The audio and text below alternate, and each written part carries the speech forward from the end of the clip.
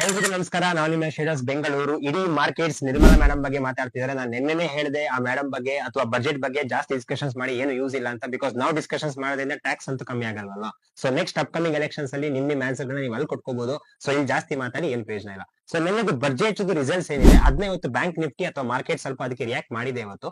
So markets open ಆಗ್ತಿದ್ದಾಗೆ ನಮ್ಮ ಹತ್ರ personal accounts ಅಲ್ಲಿ ಒಂದು ಯೂಸ್ ಟ್ರೇಡ್ಸ್ ಇತ್ತು. ಅದ್ರದ್ದು ಸ್ವಲ್ಪ ಲಾಸಸ್ ಅಲ್ಲಿ ಇದ್ರಿಂದ ಅದನ್ನ ಟ್ಯಾಕಲ್ ಮಾಡಬೇಕಾಗಿತ್ತು. ಹಾಗಾಗಿ ಈ ಅಕೌಂಟ್ಸ್ ಅಲ್ಲಿ ಮಧ್ಯಾಹ್ನದ ಮೇಲೆ ಟ್ರೇಡ್ ತಗೊಂಡ್ವಿ. ಸೊ ಮಧ್ಯಾಹ್ನದ ಮೇಲೆ ಯಾವಾಗ ಬ್ಯಾಂಕ್ ನಿಫ್ಟಿ 50,500 ಹತ್ರ ಬಂದು ಒಂದು ಸಪೋರ್ಟ್ ತಗೊಳ್ತು. ಸೊ ನಾವೆಲ್ಲ ಒಂದು ಪಿ ನ ಶಾರ್ಟ್ ಮಾಡಿದ್ವಿ. ಸೊ ಪಿ ನ ಶಾರ್ಟ್ ಮಾಡ್ಬಿಟ್ಟು ಒಂದು ಚಿಕ್ಕ ಟಾರ್ಗೆಟ್ಸ್ ನ ತಗೊಂಡ್ವಿ ಅಂಡ್ ಪ್ರಾಫಿಟ್ ಬುಕ್ ಮಾಡ್ಕೊಂಡು ನೆಕ್ಸ್ಟ್ ಐಪಿಎಸ್ ಗಳನ್ನ ನಾವು ಶಿಫ್ಟ್ ಮಾಡ್ಕೊಂಡ್ವಿ.